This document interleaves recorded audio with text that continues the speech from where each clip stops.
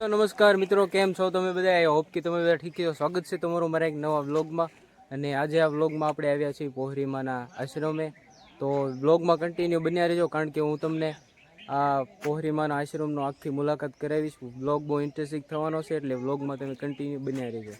તો આ છે પોહરીમાનું મંદિર, અને આ વૃક્ષો તમે જોવો છો તે વૃક્ષની પાછળ છે જે રસોડું છે. બધા માણસો ત્યાં ઘરમાં ને એમ આવે છે ત્યારે માતાજીની પ્રસાદી બનાવે છે. અને આ નીચેની સાઈડમાં આપણે માતાજીનો ધરો છે, એટલે વ્લોગમાં કન્ટિન્યુ બન્યા રહીજો.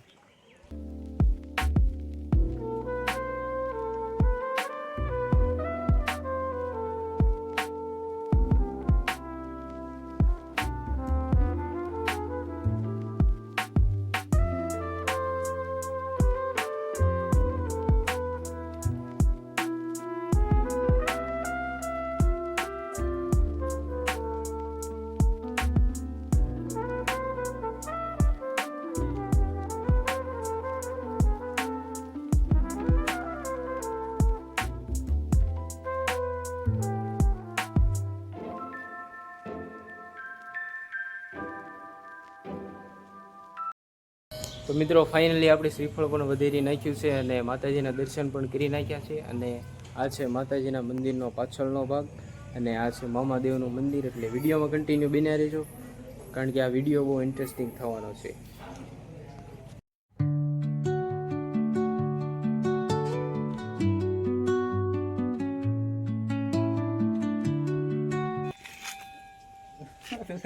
તો મિત્રો, હવે હું તમને જે માતાજીનો ધરો બતાવવા જઈ રહ્યો છું, તે માતાજીનું જે સાચું મંદિર હતું તે પાણીની અંદર, અત્યાર સુધી પાણીની અંદર હતું બુડેલું, પણ હવે અત્યારે પાણી થોડુંક નીચે ઉતરી ગયું છે. એટલે હું તમને મંદિરના દર્શન કરાવીશ. વિડીયોમાં કન્ટિન્યુ તમે બન્યા રહ્યો.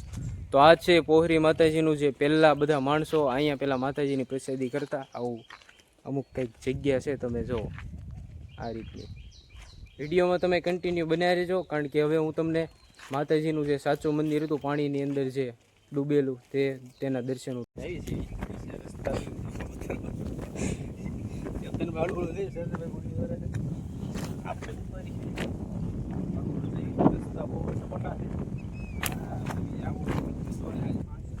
આ છે મિત્રો મામાદેવનું મંદિર. અને ચોમાસામાં જ્યારે પૂર આવે ત્યારે આ બધું પાણીનું ભરાઈ જાય છે.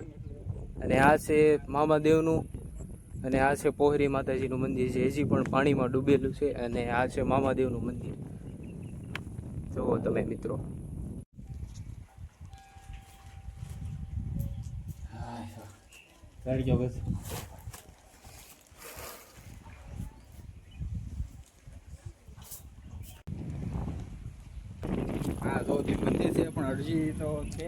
આ છે માતાજીનું મંદિર.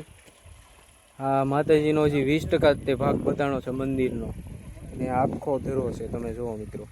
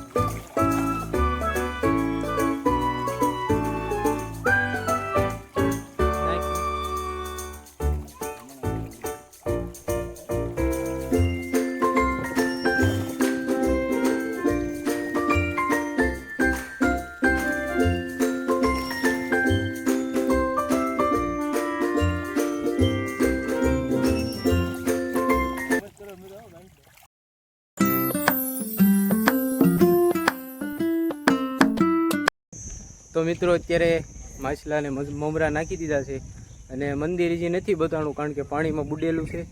એટલે મંદિરનો જૂનો ફોટો આવે એટલે હું મારા વિડીયોમાં જરૂરથી ચડાવીશ. તો બ્લોગમાં કન્ટિન્યુ બન્યા રહેજો. હજી હું તમને ઘણી જગ્યા બતાવું છું. આ એક ધરો છે, તમે મિત્રો જુઓ.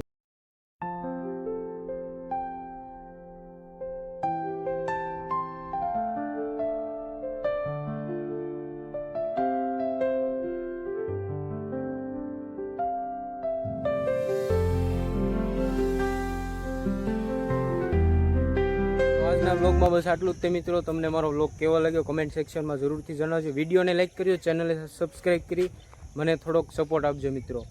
તો મળીએ પાછા ફરી એક નવા બ્લોગમાં. ધન્યવાદ.